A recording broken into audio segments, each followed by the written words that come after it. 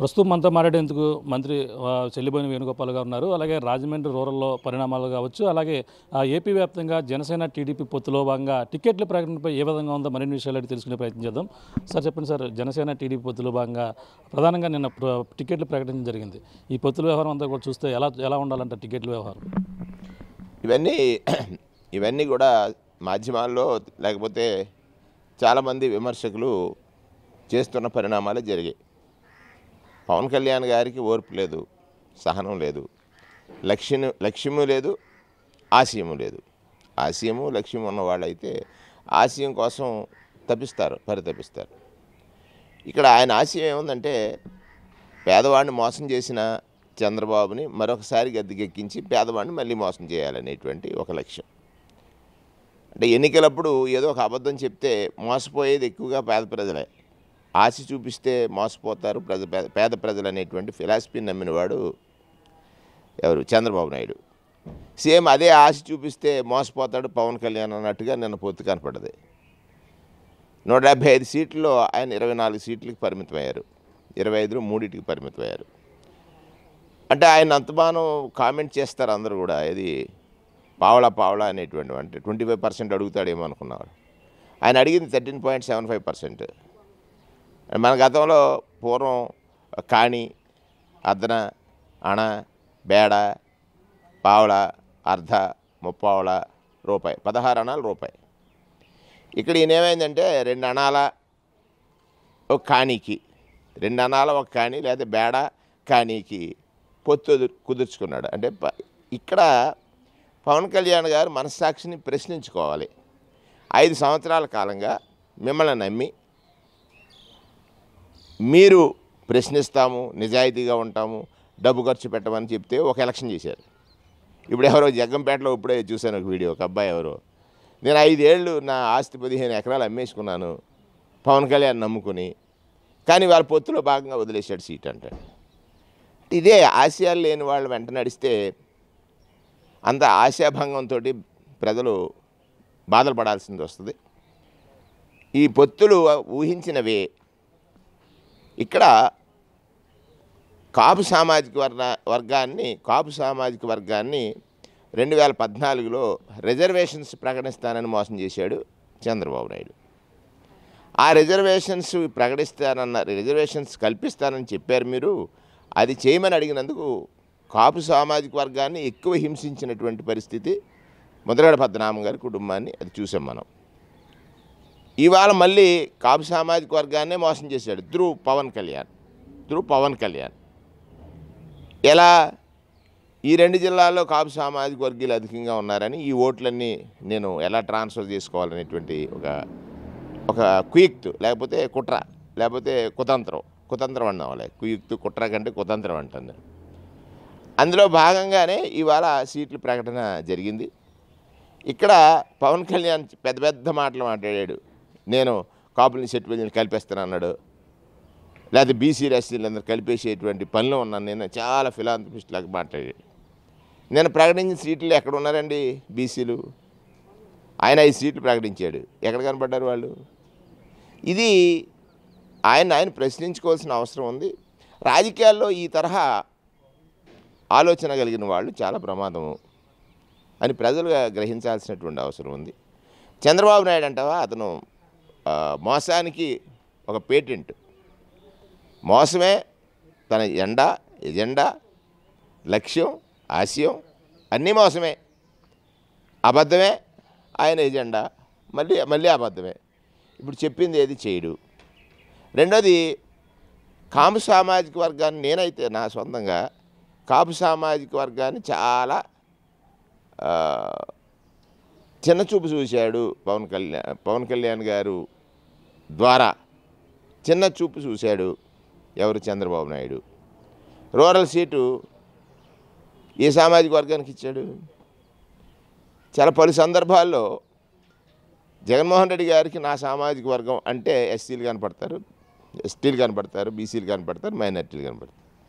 అదే చంద్రబాబు నాయుడికి నా సామాజిక వర్గం అంటే ఆయన సామాజిక వర్గం తప్ప, కమ్మలు తప్ప కాపులు కూడా కనపడరని నిన్న రుజువైంది. ఎందుకంటే నాదెండ్ల మనోహరు, కందుల దుర్గేషు పవన్ కళ్యాణ్కి లెఫ్ట్ రైట్ కింద కనపడేవారు, లెఫ్ట్ రైట్ కింద కనపడేవారు. అంటే ఎవరిని మోసం చేశాడు? నాదెండ్ల మనోహర్ గారు ప్రకటించుకున్నారు, దుర్గేష్ గారు ప్రకటించుకున్నారు. కానీ ఇవాళ దుర్గేష్ గారిని ఏమో పక్కకు పంపుతూ బుచ్చి గారిని తీసుకున్నారు. అంటే ఏ సామాజిక వర్గాన్ని గౌరవించాడు ఆయన? అంటే ఒక్కటే, ఆయన నమ్ముకున్నది ఈనాడిని, రాధాకృష్ణ గారిని, ఆంధ్రజ్యోతి, TV5 నాయుడు గారు, అందరూ నాయుడులే. ఇందులో కొత్త ఏముంది? ఈ పొత్తులు అనేవి ఊహించడమే. అందుకే పాపం కేపాల్ లాంటి వారు కూడా చాలా చులకనగా మాట్లాడుతున్నారు. ఏంటి, హరిరామ జోగి గారు చెప్పాడు, నువ్వు రాజ్యాధికారం అన్నావు, ఏది నీ లక్ష్యం, ఏది నీ ఆశయం? కనీసం నువ్వు ముఖ్యమంత్రి అవుతానంటావు, 24 సీట్లలో నీ వాళ్ళకే 4 సీట్లు ఇప్పించుకోలేని పరిస్థితి. నేను ఒకటే సూటిగా అడుగుతాను, తన వాడికి తాను సీటు ఇచ్చుకోలేని తన వాడికి తాను సీటు ఇచ్చుకోలేని పార్టీ జనసేన పార్టీ అని చరిత్ర చెప్తుంది. దానికి సాక్ష్యమే రాజమండ్రి రూరల్. అంటే ప్రధానంగా చూసుకుంటే వైసీపీ 1వ లిస్టు, 2వ లిస్టు అలా 7 లిస్టుల వరకు ప్రకటించడం జరిగింది. కానీ ఒకేసారి మేము 99 సీట్లు ప్రకటించామని చెప్పేసి చెప్తున్న పరిస్థితి, దాన్ని ఎలా చూడాలి? వైసీపీకి టీడీపీకి పోలిక సామాజిక న్యాయానికి అంటే సోషల్ జస్టిస్కి, దేశానికి ఆదర్శం జగన్మోహన్ రెడ్డి గారు. 1, 2, 3, 4, 5, 6 లిస్టులు ప్రకటించినా ఎవరు ప్రకటించారు? ఒక బీసీ ప్రకటించాడు, ఒక ఎస్సీ ప్రకటించాడు, ఒక ఎస్టీ ప్రకటించాడు. నువ్వెవడు ప్రకటించాడు? ప్రకటించిందేమో నువ్వు మళ్ళీ సామాజిక న్యాయం గురించి మాట్లాడతావా? అంటే తను ఒకటే నేర్చుకున్నాడు, ఒక తరం అయిపోయింది, ఆడబిడ్డలను ఎవరినో తెస్తున్నాడు. ఇక్కడ అలా కాదే, ఎక్కడో మూలన ఉన్నవాడిని కూడా తీసుకొచ్చి రాజ్యసభకు పంపగల ధైర్యవంతుడు బాబురావు గారిని తీసుకోండి, ఆయన్ని రాజ్యసభకు పంపిస్తున్నాడు. ఇక్కడ బోస్ గారిని తీసుకోండి, లేకపోతే రమణ గారిని తీసుకోండి, లేకపోతే అక్కడ మన ఆర్ కృష్ణ గారిని తీసుకోండి. ఇవన్నీ ఒక సామాజిక స్పృహతో కలిగినటువంటి అంశాలు. అంటే ఈ రాష్ట్రంలో కానీ దేశంలో కానీ జగన్మోహన్ రెడ్డి గారి పాలన అంటే ఆశయంతో కూడిన పాలన, ఆశతో కూడిన పాలన కాదు. చంద్రబాబు నాయుడు అంటే ఆశ గల వ్యక్తి, ఆశయం లేనివాడు. ఆశయం ఉన్నవాడైతే మామను పడ్డు, ప్రజలను పడ్డు, అక్క చెల్లెలను పడ్డు, విద్యార్థులను పడ్డు. పక్కన ఉన్న పవన్ కళ్యాణ్ లాస్ట్ పోటు వేశాడు. చంద్రబాబు నాయుడు నమ్మాడా ఎవడైనా? పొడిపించుకోవాల్సిందే. లాస్ట్ పోటు పవన్ కళ్యాణ్కి వేశాడు 24తో సరిపెట్టి. ఆ 24లో పోనీ అతను నచ్చిన చోట అడిగిన చోట ఇస్తాడా? ఇవ్వడం. తానికి పనికిరాని చోట్ల ఇస్తాడు. అది చంద్రబాబు నాయుడు నైజం. ఈ పొత్తుల వల్ల ఏం కాదు, మా పొత్తు ప్రజలతో, వైఎస్ఆర్ కాంగ్రెస్ పార్టీ పొత్తు ప్రజలతో. ప్రజలు ఫిక్స్ అయ్యారు వైఎస్ఆర్ని గెలిపించాలని, వైఎస్ఆర్ కాంగ్రెస్ పార్టీని గెలిపించాలి. ప్రజలు ఫిక్స్ అయ్యారు వైఎస్ఆర్ కాంగ్రెస్ పార్టీని గెలిపించాలని. తెలుగుదేశం పార్టీ ఏం చెప్పి ఏ మొహం పెట్టుకుని ఓటు అడగడానికి వస్తుంది? అభివృద్ధి అంటావు అంటే ఒక కన్స్ట్రక్షన్, ఏదో బిల్డింగ్ కడితే కమిషన్ నీకు వస్తుంది. అమ్మఒడిలో కమిషన్ లేదే, ఆసరాలో కమిషన్ లేదే, చేయూతలో కమిషన్ లేదే, చేదోళ్ళలో కమిషన్ లేదే, విద్యాదీవనంలో కమిషన్ లేదే, ఇవేది కూడా కమిషన్ లేవే. అందరికీ ప్రజలకి నేరుగా డీబీటీలో ఖాతాల్లో చేరినటువంటి పరిస్థితి. ప్రజల అమాయకులు అనుకుంటున్నాడు చంద్రబాబు నాయుడు, చెప్పింది వింటారు కదా అని. అయిపోయింది ఆ రోజులు, ఆ జమానా కథం. ఇప్పుడు కొత్త జమానా వచ్చింది. నిజాన్ని నమ్ముతారు, నిజాన్ని పట్టే, నిజం వెంట జనం నడుస్తారు, నిజం పట్ల జనం నడుస్తారు. అది ఆ నిజమే జగన్ అని ప్రూవ్ చేశాడు 4 సంవత్సరాల 9 మాసాల పరిపాలనా కాలంలో. చెప్పింది చేశాడు, చేయగలిగింది చెప్పాడు, చెప్పింది చేయడం కోసం ఎంత కష్టాన్నైనా తట్టుకున్నాడు. వీళ్ళు ఎన్నిసార్లు అన్నారు శ్రీలంక అయిపోయింది, సొమాలియా అయిపోయింది, దివాలా తీసేసింది, అప్పులు చేసి ప్రజలకు డబ్బులు ఇస్తున్నాడు. నువ్వెక్కడ ఆకాశం నుంచి తెచ్చిస్తావా డబ్బులు? ఇవాళ ప్రజల యొక్క ఆకలి తీర్చడమే నా లక్ష్యం అనుకుని పనిచేశాడు. కాబట్టి జగన్ వెంట జనం ఉన్నారు. చూశారు కదా, ఒక సిద్ధం సభ చూస్తే చంద్రబాబు గుండెల్లో రైళ్లు పరిగెడతా ఉన్నాయి. ఇప్పుడు ఇవాళ నిన్న చూస్తున్నాం కదా, ఈ కందులు దుర్గేష్ గారి ఇంటి దగ్గర అవ్వచ్చు, అక్కడ జగ్గంపేటలో అవ్వచ్చు, లేదా ఇంక వేరే చోట్ల అవ్వచ్చు. అంటే మొదట పవన్ కళ్యాణ్ ప్రకటించిన పరిస్థితి అంటే ఇక్కడ కందులు దుర్గేష్ పోటీ చేస్తారు, రాజమండ్రి రూరల్ నుంచి జనసేన పోటీ బరిలో ఉంటుందని చెప్పేసి మొదట ప్రకటించారు. కానీ ఇప్పుడు పరిణామాలు అక్కడ అంతా ఉద్రిక్త వాతావరణం, ఉదయం కూడా కార్యకర్తలు ఆందోళన చేసిన పరిస్థితి. ఈ పరిణామాలు ఎలా చూడాలి? మీరు ఏ విధంగా, ఇద్దరిలో బుచ్చి సోదరు బెస్టా, మీకు ఎవరు కందులు దుర్గేష్ బెస్ట్ అనుకుంటారు? పవన్ కళ్యాణ్ ప్రకటనకి విలువ లేదని, పవన్ కళ్యాణ్ గారి ప్రకటనకి విలువ లేదని దుర్గేష్ ఉదంతం మనకు చెప్తున్నటువంటిది. నాకు పోటీ అంటారా?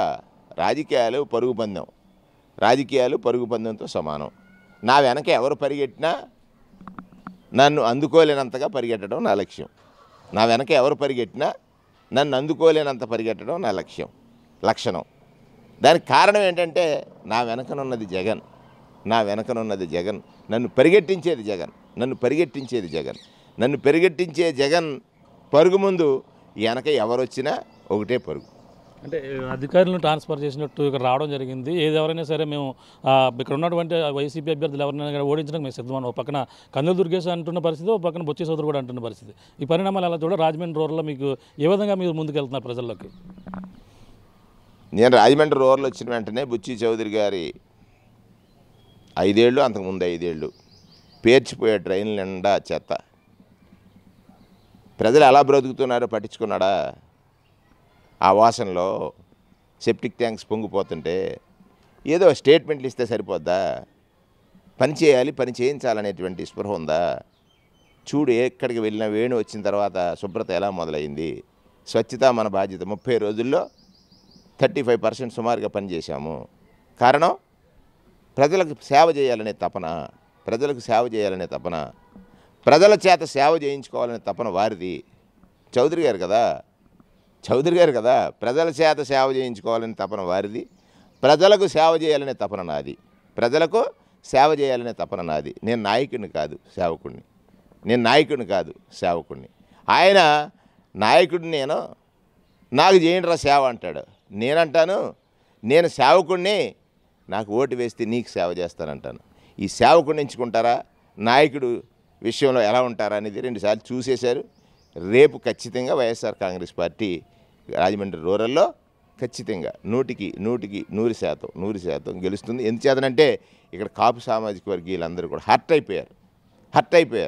5 ఏళ్ళు సీటు వస్తుందని భావించినటువంటి కాపు సామాజిక వర్గీయులు వారే నిజమైనటువంటి పాఠం చెప్తారు రేపొద్దున. ఎవరికి? తెలుగుదేశం పార్టీకి. అంటే రామచంద్రపురంలో గుడ్ మార్నింగ్ రామచంద్రపురం అంటూ ఒక స్వచ్ఛ రామచంద్రపురం అంటూ ఒక కార్యక్రమం చేపట్టారు. రాజమండ్రిలో అటువంటి కార్యక్రమాలు ఏం చేపట్టారండి? అలాంటి చేస్తున్నాం కదా. ఇది స్వచ్ఛత నా బాధ్యత అనేటువంటి కార్యక్రమం చేస్తున్నాం. గుడ్ మార్నింగ్ అంటే అక్కడ అవసరాన్ని బట్టి, అక్కడ టౌన్ చిన్నది, ఇక్కడ పెద్దది. సో స్వచ్ఛత నా బాధ్యత అనేటువంటి కార్యక్రమం తీసుకుని, స్వచ్ఛత మన బాధ్యత, నా బాధ్యత కూడా కాదు, మన బాధ్యత. ప్రజలందరినీ అందులో మమేకం చేసి స్వచ్ఛత కార్యక్రమాన్ని చేపడుతున్నాం. దానికి మంచి రిజల్ట్ వస్తుంది. అది ఇట్స్ ఎ గుడ్ ప్రోగ్రామ్. 2, ప్రజలు ఎవరి పట్ల ఆదరణ చూపుతారన్నప్పుడు సేవకుడి పట్ల ఆదరణ చూపుతారనేది నేను ప్రూవ్ చేశాను రామచంద్రపురంలో. ఇక్కడ కూడా ప్రూవ్ చేయబోతున్నాను. దానికి ఏమాత్రము సంశయం లేదు. ఇక్కడ అహంతో మాట్లాడేవారు నేనే గెలుస్తాననేటువంటి మాటలు ఏదైతే ఉన్నాయో అది నేను చెప్పను. ప్రజలు గెలిపిస్తారని నేను అంటాను. నేనేమంటాను? ప్రజలు గెలిపిస్తారని. ప్రజలు కదా, ప్రజలు చేయాల్సిన పని నేను చేస్తానని చెప్పడం కరెక్ట్ కాదు. కాబట్టి నన్ను ప్రజలు గెలిపిస్తారు కేవలం నేను చేస్తున్నటువంటి సేవా కార్యక్రమాలని గుర్తించి,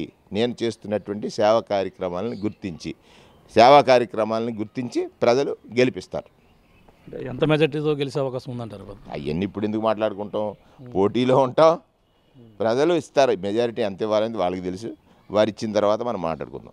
థ్యాంక్ యూ సార్. చూసిన ఇది పరిస్థితి. జనసేన టీడీపీ పొత్తులో ప్రకటనలో టికెట్ల ప్రకటనలో భాగంగా ప్రధానంగా వాళ్ళ టికెట్లు వాళ్ళే ప్రకటించుకోవాల్సిన పరిస్థితిలో జనసేన పార్టీ ఉందని, అలాగే జనసేన పార్టీ తమ వారికి కనీసం టికెట్ ఇవ్వలేని పరిస్థితుల్లో ప్రధానంగా ఉన్నారని, రాజమండ్రి రూరల్లో జరుగుతున్నటువంటి కందులు దుర్గేష్ని అతను సరైన న్యాయం చేయలేకపోయారు. కొంత రాష్ట్ర వ్యాప్తంగా ఏ విధమైనటువంటి న్యాయం చేస్తారు, కాపులకు కూడా సరైన న్యాయం చేయలేదంటూ ఇప్పుడిప్పుడే వ్యతిరేకత వస్తుంది. ఏదేమైనా ఇప్పుడు పొత్తుల వ్యవహారంలో పవన్ కళ్యాణ్ కనీసం పావలా 25 స్థానం సీటు కూడా రప్పించుకోలేదంటూ ప్రధానంగా కామెంట్ చేసినటువంటి పరిస్థితి ప్రధానంగా ఉంది. ఏదైనా రాజమండ్రి రూరల్లో నేనే నెగ్గిస్తాను, నేనే గెలిచి రాజమండ్రి రూరల్లో మళ్ళీ ఇక్కడ వైసీపీ జెండా ఎగరబోతుంది, ఆ ప్రజలందరూ కూడా నన్నే తిరిగి ఆదరిస్తారంటూ మంత్రి చెల్లిబోని వేణుగోపాల్ రాజమండ్రి రూరల్ అభ్యర్థి ఎవరైతున్నారో చెల్లిబోని వేణుగోపాల్ కృష్ణ గారు చెప్తున్న పరిస్థితి ప్రధానంగా ఉందని చెప్పాలి. ఇది కూడా తాజా పరిస్థితి.